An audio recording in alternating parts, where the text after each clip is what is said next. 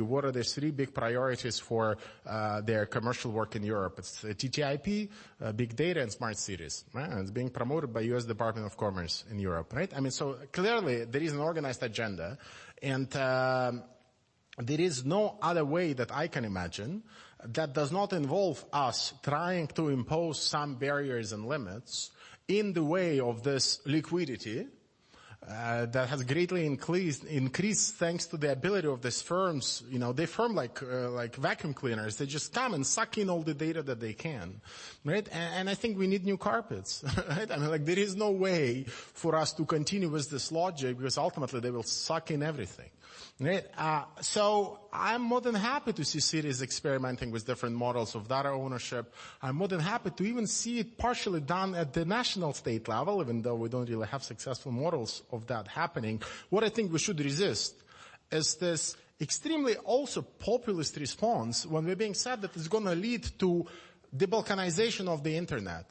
Like, I'm not sure, to balkanization of the internet, right? I'm not sure that balkanization of the internet, to be honest, at this point, is the worst possible thing that might happen as the speed and liquidity through which data circulate increases. I mean, I don't want to point to any particular region, but there are far many worse regions than the Balkans that we can imagine here. That's, and you can come up with any verb of your own that's going to describe the fate of the internet once the entire infrastructure and the data and the service are entirely privatized and run just by one actor, which is essentially a corporation. Right? So in that sense, I'm more than happy to see experiments, and I'm more than happy to see cities. I'll probably generate a lot of controversy now if I tell you that I think the only city that figured out what to do with Uber is Moscow, which is basically said, unless you share your data with us, we are going to kick you out. And, lo and behold, Uber started sharing data with Moscow, right? The city, not Kremlin. I think, cities just need to take a bold stance. They need to make sure that they can outmaneuver those lobbyists. And it's nice if you have some political backing. Like, unless you start putting those measures in front of those firms, they'll just take over. I've seen two more hands up, but I fear we only have time for one question, or if it's a short answer, maybe two. So, first question. Hi, Marcus is my name. Maybe you've heard about a book from Michael Sandel, a philosopher, who wrote a book called What Money Can't Buy, Moral Limits to Markets. Is there any connection to your ideas? I mean, he's saying we should think about not putting everything in comparison to money and to be able to buy anything which should not be bought, like education, like healthcare, etc. But you say we can't avoid it, that there will be progress and learning environment, etc. These things for education. But what's your connection? Is there any connection?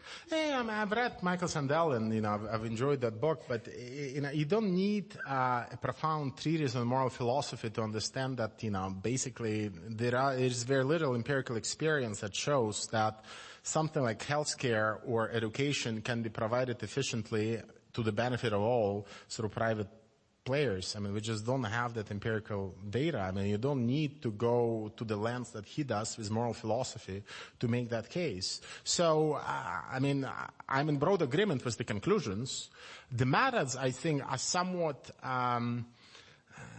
ineffective in that, and I don't want to say anything bad about Michael Sandel, but it's a world of very dry Harvard moral philosophy where, it's produced in the context of the seminar room to be consumed mostly there. It's a bit disconnected from political struggles. So for me, I would challenge you to find a lot of movements that are politically active and informed that haven't arrived at the same conclusions about the effect that money and markets have on health or education without having to introduce Aristotle or any of the other thinkers into the mix. Does this make any sense? Like, for me, it's good to inform thought. It's just that there is no political program that emerges from that project. And that would be my main problem with the he's not alone. I mean, there is a whole academic tradition of philosophers looking at, markets for babies, organs, you name it. Nothing follows other than regulation. Like, for me, that American/German model where the only response is regulation, it has outlived its existence. And here I can talk for another 5 hours, but I think we need more, and we need new ways of organizing our life, and not just new laws to be exercised by, judges. Evgeny here. Thanks for your very interesting talk. When you talk about sovereignty in a social reality, you talk about institutions as well. And if you compare the way the U.S. government, for example, is performing on a lot of very practical issues like veterans benefits, etc., and you compare it to how Google and how Facebook are performing in the very simple tasks of administrating social reality, then they don't really do very well. And so you have stuff like the U.S. Digital Service coming up, where institutions, political institutions that have the popular sovereign as their kind of underwriter, they're trying to include some of those best practices and stuff into the political institutions to make their institutions more effective and efficient. Do you see this as a way to kind of get some of that skill into the institutions that we still can democratically control, or do you see that more as a way of kind of incorporating some of that ideology into the kind of poisoning the institutions? Sure. And I can give you an answer that works in theory and an answer that works in practice. I think in theory, the answer should be that, our bureaucracies are completely out of sync with technology, sort of digital agenda.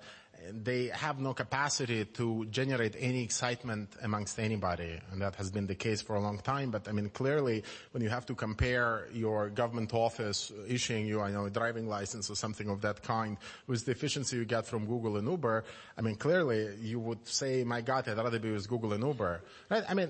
There is, of course, a history behind that. Many of those institutions are defunded. And then here, I think, I'll just give you one anecdote. I think often we suffer from some kind of weird form of Stockholm syndrome. You know what it means, yeah? It's when we sympathize with the terrorists who kidnap us, on, any of the, sort of terrorists causing havoc. And I think, when it comes to technology, something very odd happening. Once I wrote a column about the way in which in Singapore they were introducing robots into elderly care.